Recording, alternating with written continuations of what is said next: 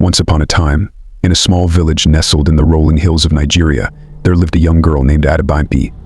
She was known throughout the land for her kindness, intelligence, and love of nature. Adebimpe spent most of her days exploring the woods and fields around her village, collecting flowers and herbs to make healing remedies for the sick and injured. One sunny afternoon, while wandering through the forest, Adebimpe stumbled upon an old cottage she had never seen before. It was hidden deep in the heart of the forest, surrounded by thick bushes and thorny vines. A shiver ran down her spine as she approached the cottage, sensing that something mysterious lay within. As she stepped inside, Adebimpe was surprised to find that the cottage was not abandoned, but was home to a strange old woman. The woman had a gnarled face and deep-set eyes that seemed to stare right through Adebimpe.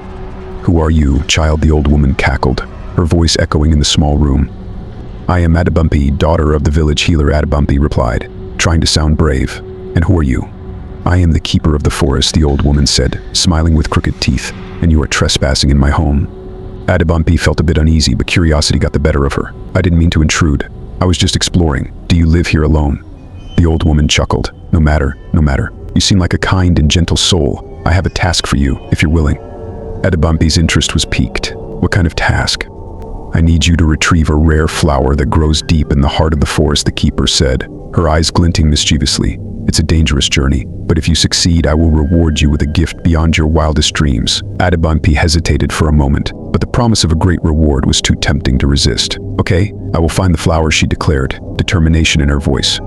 Adebimpe set off into the woods, her heart racing with excitement and fear. The journey was treacherous. She had to cross a raging river, climb steep hills, and avoid dangerous animals lurking in the shadows. As she walked, she whispered to herself, "I can do this.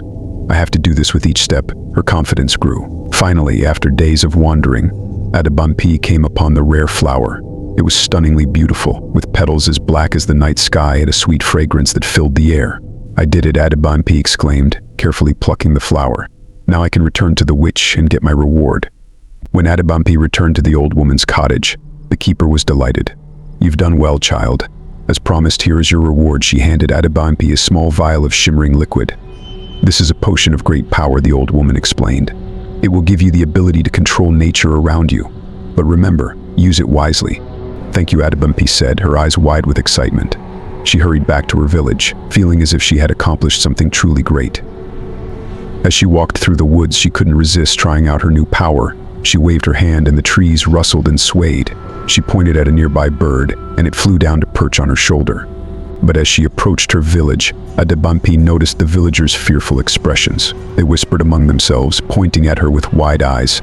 "Stay away from her. She's a witch," they cried. Adebimpe was heartbroken. "No, I'm not a witch. I'm just trying to help," she shouted. But the villagers wouldn't listen. They banished her from the village, forcing her to flee back into the forest. Feeling lost and afraid, Adebimpe wandered through the woods, unsure of what to do next. Then she remembered the old woman's words, "Use it wisely." "I've been too careless with my power," she thought. "I need to learn how to use it for good." Determined, Adebimpe set off deeper into the forest to practice her abilities. She focused on controlling the wind, feeling the breeze swirl around her, lifting her hair and rustling the leaves. "I can do this," she said out loud, closing her eyes and concentrating. After several hours of practice, Adebimpe felt confident that she could control the wind. Suddenly, a loud crashing noise broke her concentration. Adebimpe ran towards the sound, using her powers to help her move quickly through the dense forest. When she arrived, she saw a group of villagers frantically trying to free a horse trapped under a fallen tree. Without hesitation, Adebimpe rushed forward. "Let me help," she called out. She raised her hands and summoned a powerful gust of wind that lifted the tree off the horse. The villagers gasped in amazement as the horse stood up, unharmed. "How did you do that?" one villager asks, staring at her in awe. "I have a special skill," Adebimpe smiled, feeling proud. Word of Adebimpe's power spread quickly throughout the nearby villages, and she became known as a kind and powerful protector. People came from far and wide to seek her help with all sorts of problems, from fixing broken carts to healing the sick. As her fame grew, Adebimpe attracted the attention of some unsavory characters. One day, a group of bandits arrived at her cottage, demanding that she use her powers for their schemes. "Help us steal from the village, or else," one of the bandits threatened. "I will never help you," Adebimpe said firmly, her heart racing. "I only use my powers for good." The bandits were furious. They advanced toward her, but Adebimpe stood her ground. Taking a deep breath, she summoned the wind again, creating a powerful gust that knocked the bandits off their feet and sent them running for their lives. "Leave my home," she shouted after them, feeling both scared and empowered. From that day forward, Adebimpe was known not only as a powerful sorceress, but also as a brave defender of justice. She continued to use her powers to help those in need, and her legend grew.